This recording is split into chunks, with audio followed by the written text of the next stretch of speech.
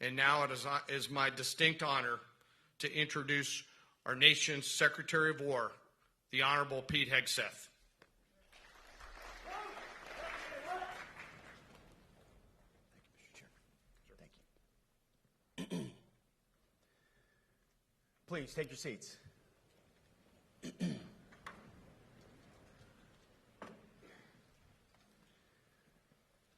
Well, Mr. Chairman, the Joint Chiefs, Generals, Admirals, Commanders, Officers, Senior Enlisted, NCOs, Enlisted, and every member of our American military, good morning.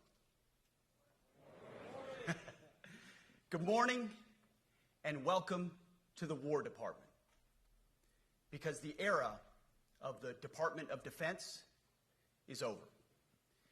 You see, the motto of my first platoon was, "Those who long for peace must prepare for war." This is, of course, not a new idea. This crowd knows that. The origin dates to the 4th century Rome and has been repeated ever since, including by our first commander-in-chief, George Washington, the first leader of the War Department. It captures a simple yet profound truth. To ensure peace, we must prepare for war.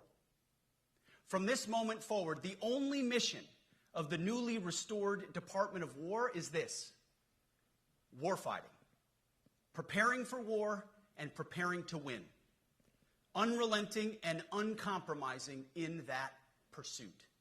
Not because we want war, no one here wants war, but it's because we love peace. We love peace for our fellow citizens. They deserve peace, and they rightfully expect us to deliver it. Our number one job, of course, is to be strong so that we can prevent war in the first place. The president talks about it all the time. It's called peace through strength. And as history teaches us, the only people who actually deserve peace are those who are willing to wage war to defend it. That's why pacifism is so naive and dangerous. It ignores human nature and it ignores human history. Either you protect your people and your sovereignty, or you will be subservient to something or someone. It's a truth as old as time. And since waging war is so costly in blood and treasure, we owe our republic a military that will win any war we choose, or any war that is thrust upon us. Should our enemies choose foolishly to challenge us, they will be crushed by the violence, precision, and ferocity of the War Department. In other words, to our enemies, F-A-F-O. If necessary, our troops can translate that for you.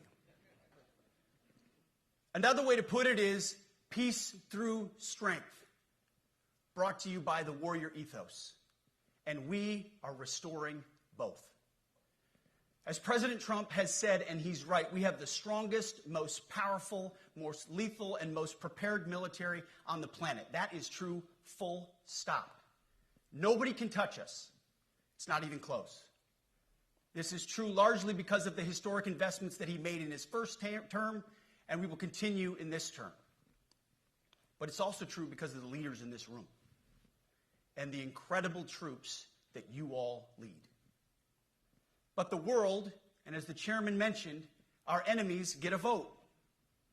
You feel it, I feel it. This is a moment of urgency, mounting urgency.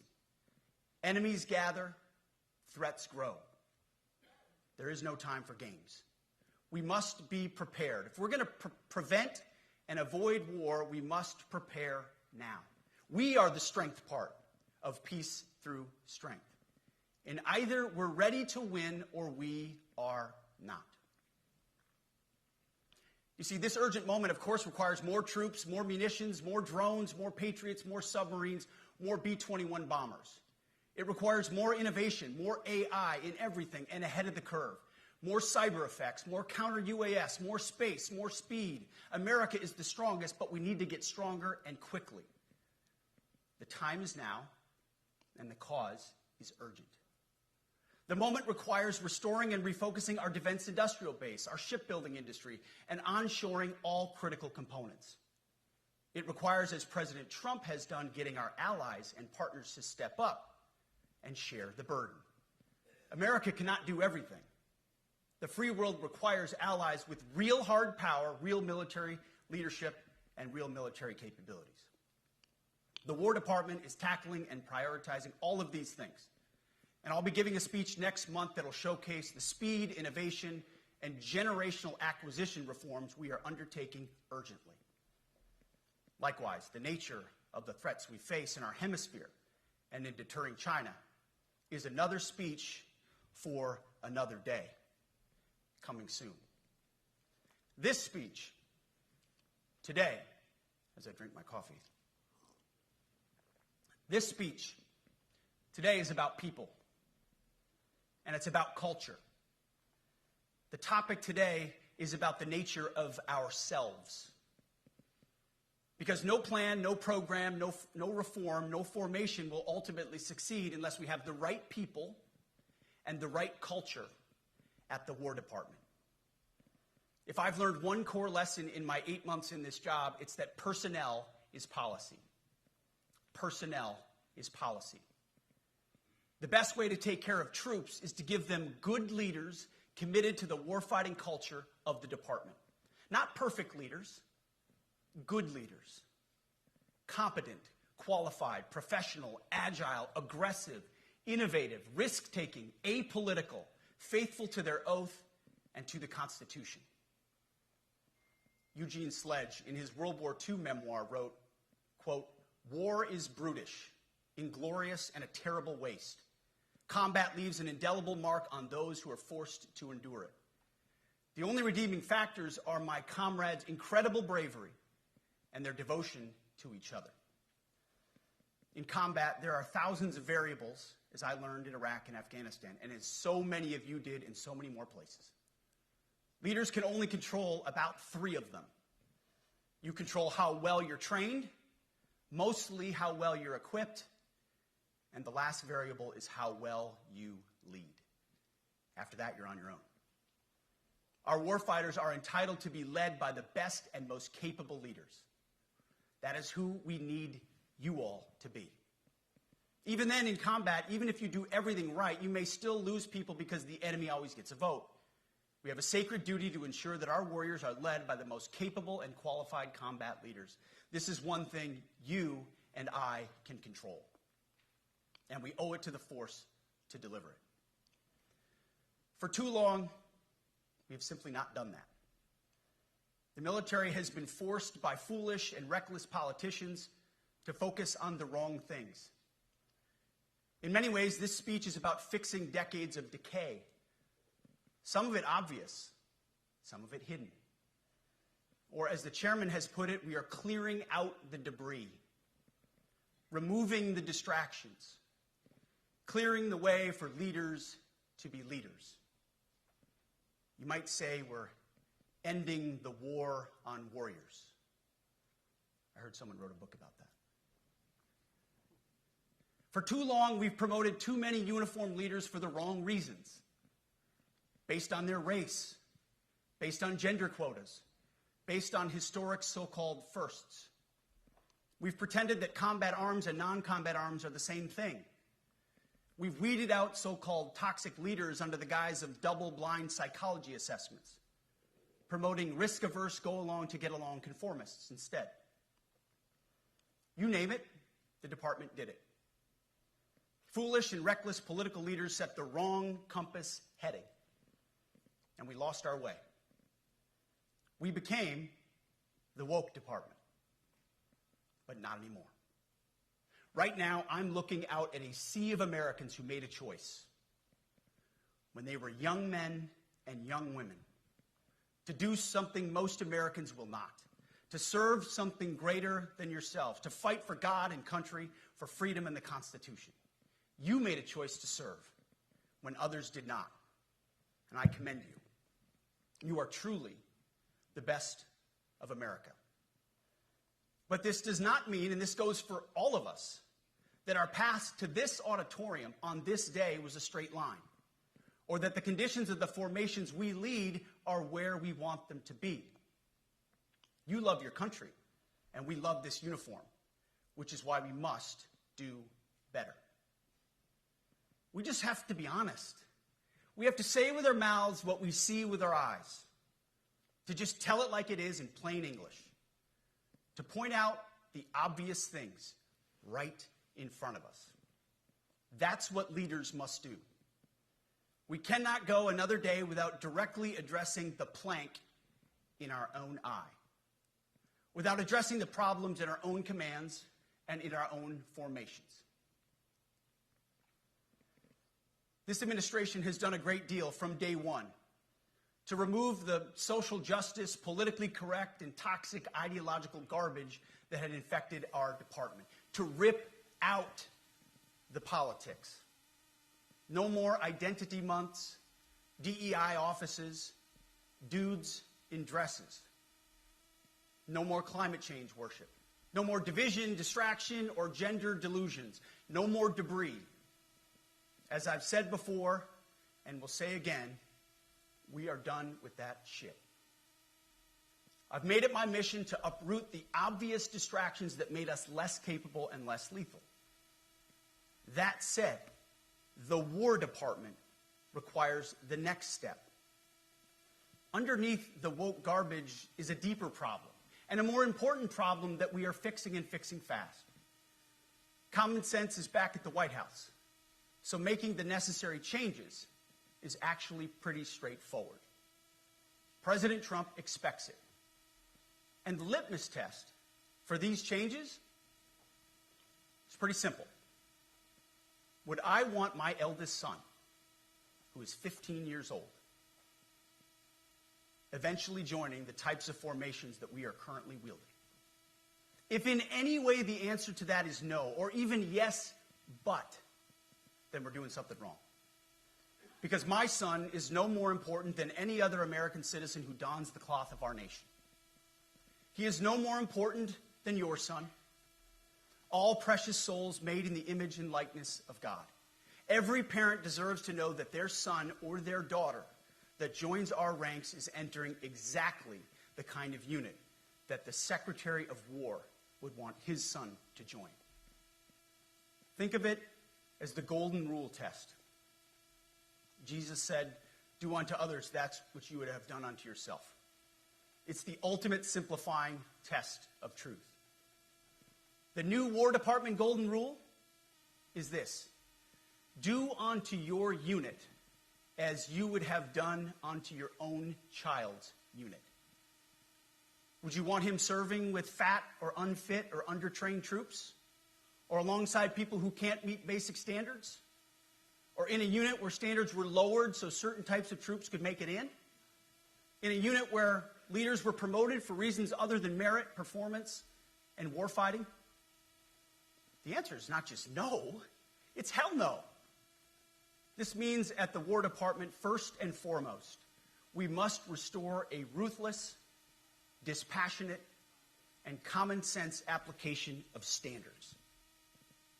I don't want my son serving alongside troops who are out of shape, or in combat unit with females who can't meet the same combat arms physical standards as men, or troops who are not fully proficient on their assigned weapons, platform, or task, or under a leader who was the first but not the best.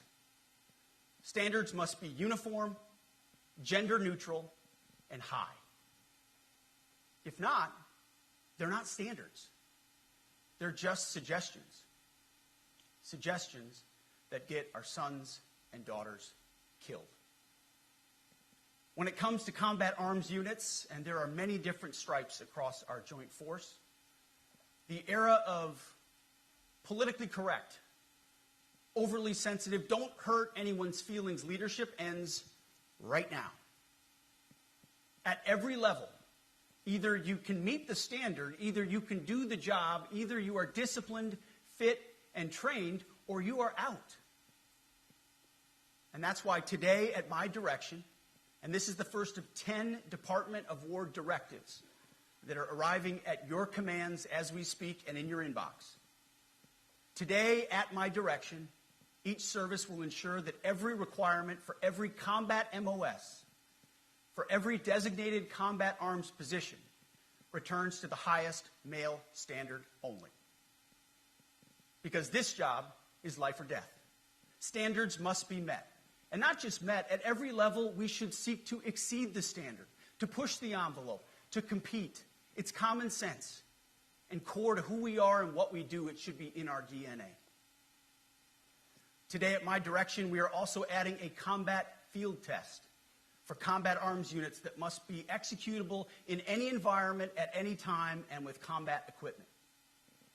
These tests, they'll look familiar. They'll resemble the Army Expert Physical Fitness Assessment or the Marine Corps Combat Fitness Test. I'm also directing that warfighters in combat jobs execute their service fitness test at a gender-neutral, age-normed male standard scored above 70%. It all starts with physical fitness and appearance. If the Secretary of War can do regular, hard PT, so can every member of our joint force. Frankly, it's tiring to look out at combat formations, or really any formation, and see fat troops. Likewise, it's completely unacceptable to see fat generals and admirals in the halls of the Pentagon and leading commands around the country and the world. It's a bad look. It is bad, and it's not who we are. So whether you're an airborne ranger or a chairborne ranger, a brand new private or a 4-star general, you need to meet the height and weight standards and pass your PT test. And as the chairman said, yes, there is no PT test. But today, at my direction, every member of the joint force at every rank is required to take a PT test twice a year, as well as meet height and weight requirements twice a year, every year of service. Also today, at my direction, every warrior across our joint force is required to do PT every duty day. It should be common sense. I mean, most units do that already. But we're codifying it. And we're not talking like hot yoga and stretching. Real hard PT, either as a unit or as an individual. At every level, from the Joint Chiefs to everyone in this room to the youngest private, leaders set the standard. And so many of you do this already.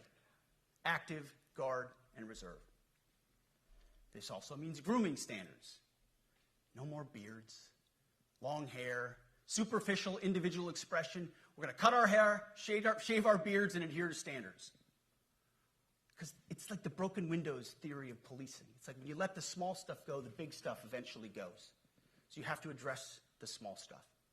This is on duty, in the field, and in the rear. If you want a beard, you can join Special Forces. If not, then shave. We don't have a military full of Nordic pagans. But unfortunately, we have had leaders who either refuse to call BS and enforce standards, or leaders who felt like they were not allowed to enforce standards. Both are unacceptable. And that's why today, at my direction, the era of unprofessional appearance is over. No more beardos. The era of rampant and ridiculous shaving profiles is done. Simply put, if you do not meet the male-level physical standards for combat positions, cannot pass a PT test, or don't want to shave and look professional, it's time for a new position or a new profession. I sincerely appreciate the proactive efforts the secretaries have already taken in some of those areas, service secretaries. And these directives are intended to simply accelerate those efforts. On the topic of standards, allow me a few words to talk about toxic leaders. Upholding and demanding high standards is not toxic. Enforcing high standards, not toxic leadership. Leading warfighters toward the goals of high, gender-neutral, and uncompromising standards in order to forge a cohesive, formidable, and lethal Department of War is not toxic. It is our duty, consistent with our constitutional oath. Real toxic leadership is endangering subordinates with low standards. Real toxic leadership is promoting people based on immutable characteristics or quotas instead of based on merit. Real toxic leadership is promoting destructive ideologies that are an anathema to the Constitution and the laws of nature and nature's God, as Thomas Jefferson wrote in the Declaration of Independence. The definition of toxic has been turned upside down, and we're correcting that. That's why today, at my direction, we're undertaking a full review of the department's definitions of so-called toxic leadership, bullying, and hazing, to empower leaders to enforce standards without fear of retribution or second-guessing. Of course, you can't do like nasty bullying and hazing. We're talking about words like bullying and hazing and toxic. They've been weaponized and bastardized inside our formations, undercutting commanders and NCOs. No more. Setting, achieving, and maintaining high standards is what you all do. And if that makes me toxic, then so be it. Second, today at our direction, we're ensuring that every service, every unit, every schoolhouse, and every form of professional military education conduct an immediate review of their standards. Now, we've done this in many places already, but today it goes across the entire Department of War. Any place where tried and true physical standards were altered, especially since 2015 when combat arms standards were changed to ensure females could qualify, must be returned to their original standard. Other standards have been manipulated to hit racial quotas as well, which is just as unacceptable. This too must end. Merit only. The president talks about it all the time, merit-based. Here are two basic frameworks I urge you to pursue in this process. Standards I call, my staff's heard all about them, the 1990 test and the E6 test. The 1990s test is simple. What were the military standards in 1990? And if they have changed, tell me why. Was it a necessary change based on the evolving landscape of combat? Or was the change due to a softening, weakening, or gender-based pursuit of other priorities? 1990s seems to be as good a place to start as any. And the E6 test. Ask yourself, does what you're doing make the leadership, accountability, and lethality efforts of an E6, or frankly an O3, does it make it easier or more complicated? Does the change empower staff sergeants, petty officers, and tech sergeants to get back to basics? The answer should be a resounding yes. The E6 test, or O3 test, clarifies a lot, and it clarifies quickly. Because war does not care if you're a man or a woman. Neither does the enemy. Nor does the weight of your rucksack, the size of an artillery round, or the body weight of a casualty on the battlefield who must be carried. This, and I want to be very clear about this, this is not about preventing women from serving. We very much value the impact of female troops. Our female officers and NCOs are the absolute best in the world. But when it comes to any job that requires physical power to perform in combat, those physical standards must be high and gender neutral. If women can make it, excellent. If not, it is what it is. If that means no women qualify for some combat jobs, so be it. That is not the intent, but it could be the result, so be it. It will also mean that weak men won't qualify because we're not playing games. This is combat. This is life or death. As we all know, this is you versus an enemy hell-bent on killing you. To be an effective, lethal fighting force, you must trust that the warrior alongside you in battle is capable, truly physically capable of doing what is necessary under fire. You know this is the only standard you would want for your kids and for your grandkids.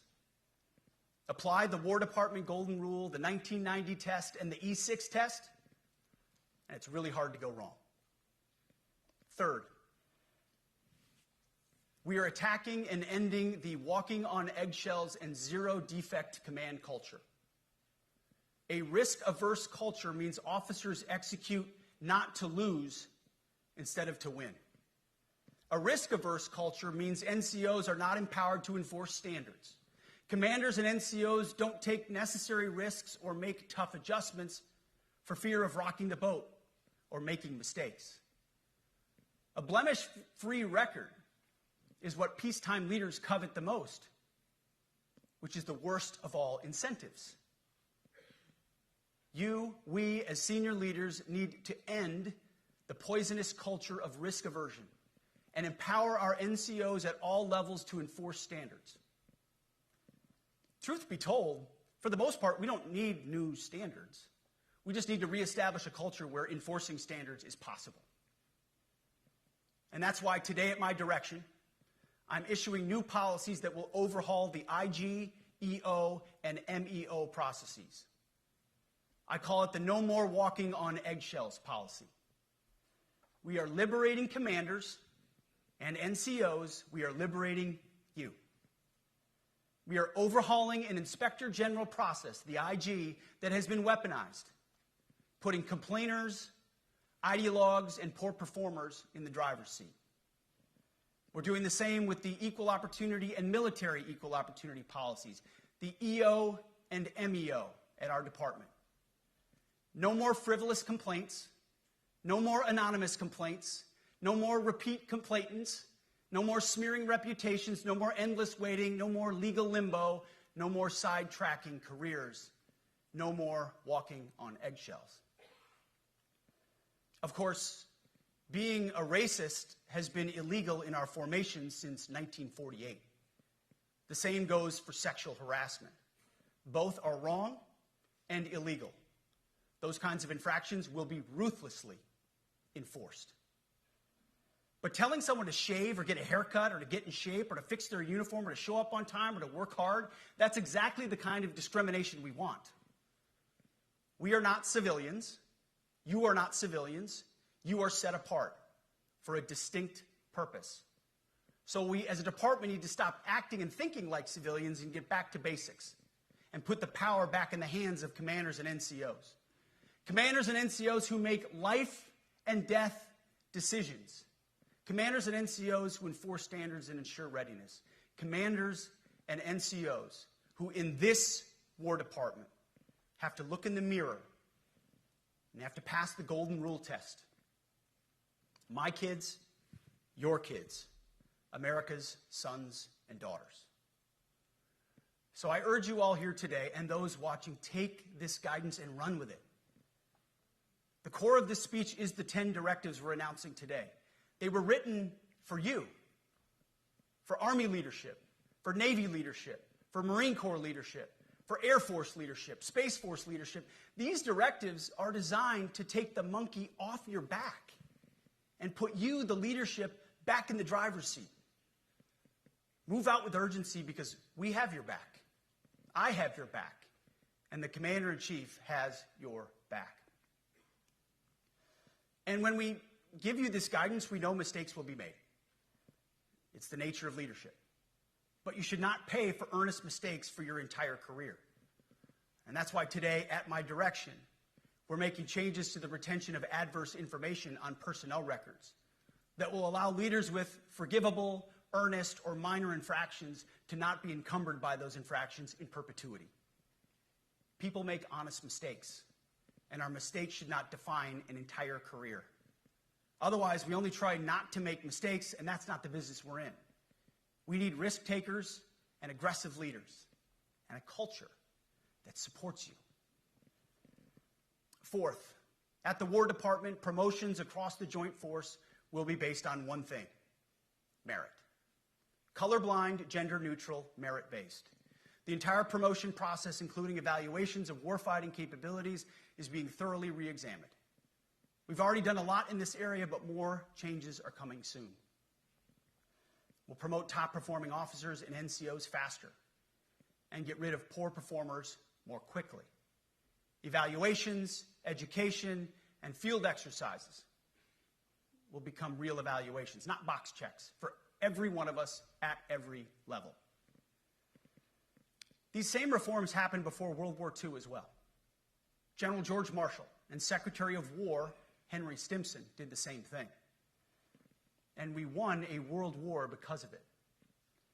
As it happens, when he started the job, Chairman Kane gave me a frame and a photo to hang in my office. A matching frame and photo hangs in his. It's a photo of Marshall and Stimson preparing for World War II. Those two leaders famously kept the door open between their offices. for the entirety of the war. They worked together, civilian and uniform, every single day. Chairman Kane and I do the same. There is no daylight between us. Our doors are always open.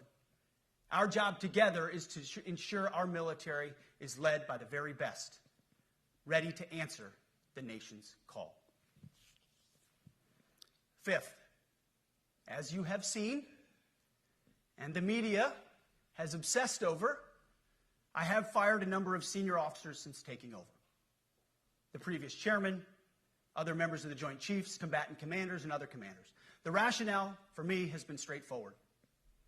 It's nearly impossible to change a culture with the same people who helped create or even benefited from that culture, even if that culture was created by a previous president and previous secretary. My approach has been simple. When in doubt, assess the situation, follow your gut, and if it's the best for the military, make a change. We all serve at the pleasure of the president every single day. But in many ways, it's not their fault. It's not your fault. As foolish and reckless as the woke department was, those officers were following elected political leadership. An entire generation of generals and admirals were told that they must parrot the insane fallacy that, quote, our diversity is our strength. Of course, we know our unity is our strength. They had to put out dizzying DEI and LGBTQI plus statements. They were told females and males are the same thing, or that males who think they're females is totally normal.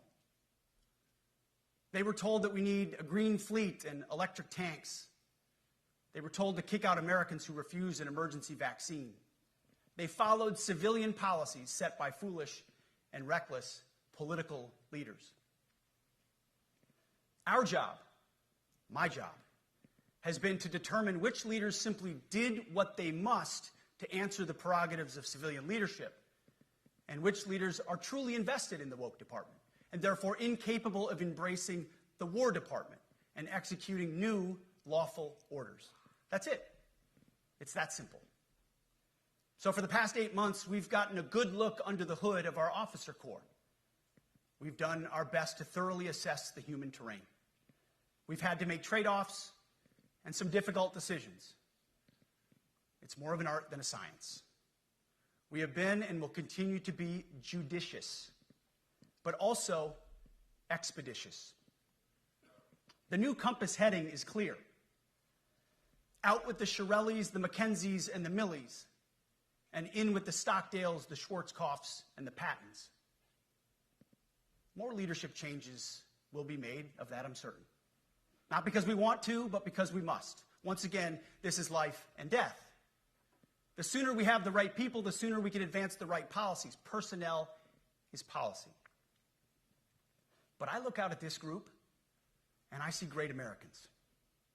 Leaders who have given decades to our great republic, at great sacrifice to yourselves and to your families.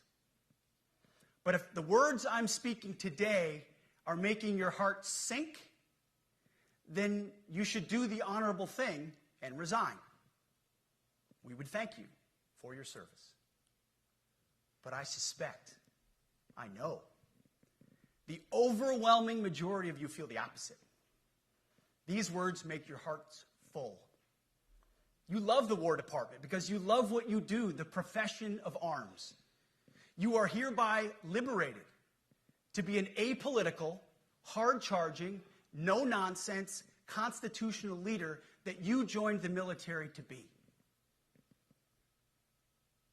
We need you locked in on the M, not the D, the E, or the I, not the DEI or the DIE of dime. By that I mean the M, military, of the instruments of national power.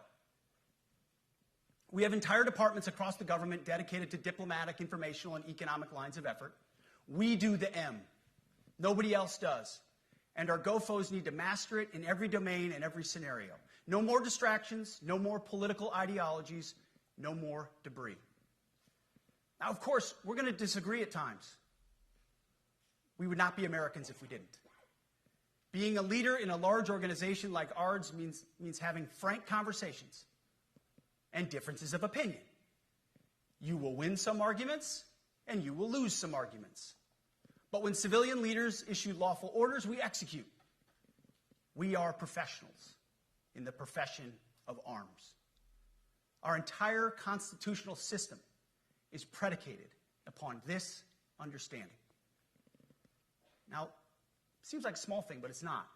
This includes as well the behavior of our troops online. To that end, I want to thank and recognize the services for their new proactive social media policies. Use them. Anonymous, online, or keyboard complaining is not worthy of a warrior.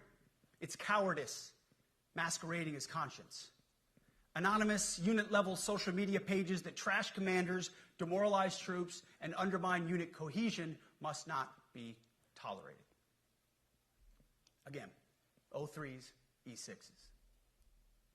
Sixth, we must train and we must maintain. Any moment that we are not training on our mission or maintaining our equipment is a moment we are less prepared for preventing or winning the next war. That is why today, at my direction, we are drastically reducing the ridiculous amount of mandatory training that individuals and units must execute. We've already ended the most egregious. Now we're giving you back real time. Less PowerPoint briefings and fewer online courses, more time in the motor pool, and more time on the range. Our job is to make sure you have the money, equipment, weapons, and parts to train and maintain, and then you take it from there. You all know this because it's common sense. The tougher and the higher the standards in our units, the higher the retention rates in those units. Warriors want to be challenged. Troops want to be tested. When you don't train and you don't maintain, you demoralize. And that's when our best people decide to take their talents to the civilian world. The leaders who created the woke department have already driven out too many hard chargers. We reverse that trend right now. There is no world in which high-intensity war exists without pain, agony, and human tragedy. We are in a dangerous line of work. You are in a dangerous line of work. We may lose good people. But let no warrior cry out from the grave, "If only I had been properly trained." We will not lose warfighters because we failed to train or equip them or resource them. Shame on us if we do. Train like your warriors' lives depend on it, because they do. To that point, basic training is being restored to what it should be: scary, tough, and disciplined. We're empowering drill sergeants to instill healthy fear in new recruits, ensuring that future warfighters are forged. Yes, they can shark attack, they can toss bunks, they can swear, and yes, they can put their hands on recruits. This does not mean they can be reckless or violate the law, but they can use tried and true methods to motivate new recruits, to make them the warriors they need to be. Back to basics at basic as well. Of course, and you know this, basic training is not where mission readiness should end. The nature of the evolving threat environment demands that everyone, in every job, must be ready to join the fight if needed. A core credo of the Marine Corps is every Marine a rifleman. It means that everyone, regardless of MOS, is proficient enough to engage an enemy threat at sea, in the air, or in a so-called rear area. We need to ensure that every member of our uniformed military maintains baseline proficiency in basic combat skills, especially because the next war, like the last, will likely not have a rear area. Finally, as President Trump rightly pointed out when he changed the department name, the United States has not won a major theater war since the name was changed to the Department of Defense in 1947. One conflict stands out in stark contrast: the Gulf War. Why? Well, there's a number of reasons, but it was a limited mission with overwhelming force and a clear end state. But why did we execute and win the Gulf War the way we did in 1991? There's two overwhelming reasons. One was President Ronald Reagan's military buildup gave an overwhelming advantage. And two, military and Pentagon leadership had previous formative battlefield experiences. The men who led this department during the Gulf War were mostly combat veterans of the Vietnam War. They said never again to mission creep or nebulous end states. The same holds true today. Our civilian and military leadership is chock full of veterans from Iraq and Afghanistan who say never again to nation building and nebulous end states. This clear-eyed view, all the way in the White House, combined with President Trump's military buildup, postures us for future victories if, and we will, and when we embrace the War Department. And we must. We are preparing every day. We have to be prepared for war, not for defense. We're training warriors, not defenders. We fight wars to win, not to defend. Defense is something you do all the time. It's inherently reactionary and can lead to overuse, overreach, and mission creep. War is something you do sparingly, on our own terms, and with clear aims. We fight to win. We unleash overwhelming and punishing violence on the enemy. We also don't fight with stupid rules of engagement. We untie the hands of our warfighters to intimidate, demoralize, hunt, and kill the enemies of our country. No more politically correct and overbearing rules of engagement. Just common sense, maximum lethality, and authority for warfighters. That's all I ever wanted as a platoon leader. And it's all my E6 squad leaders ever wanted, back to that E6 rule. We let our leaders fight their formations, and then we have their back. It's very simple, yet incredibly powerful. A few months ago, I was at the White House when President Trump announced his Liberation Day for America's trade policy. It was a landmark day. Well, today is another Liberation Day. The liberation of America's warriors, in name, in deed, and in authorities. You kill people and break things for a living. You are not politically correct and don't necessarily belong always in polite society. We are not an army of one. We are a joint force of millions of selfless Americans. We are warriors. We are purpose-built, not for fair weather, blue skies, or calm seas. We were built to load up in the back of helicopters, 5 tons, or Zodiacs, in the dead of night, in fair weather or foul, to go to dangerous places, to find those who would do our nation harm, and deliver justice on behalf of the American people in close and brutal combat if necessary. You are different.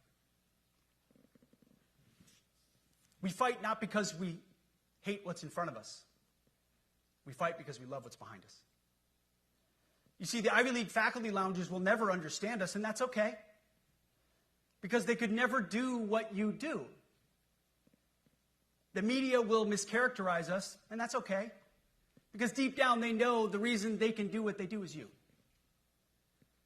In this profession, you feel comfortable inside the violence so that our citizens can live peacefully. Lethality is our calling card, and victory our only acceptable end state.